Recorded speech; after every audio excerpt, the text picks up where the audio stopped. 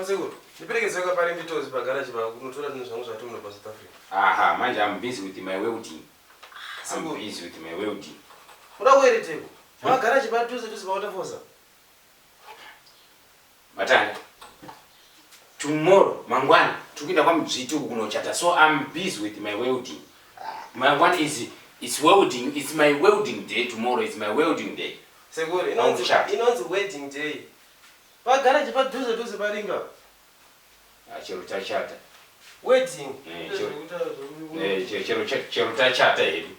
Chero tikachatiswa na mziti. Welding. Newe wedding. What is you? Inonzi wedding day. No, it's wedding day. Seguro parimbi pa tuze pa waterforce pagaraji. Yeah, but I'm busy now. I'm busy with my wedding day. What I see wedding day is my wedding day. I'm busy.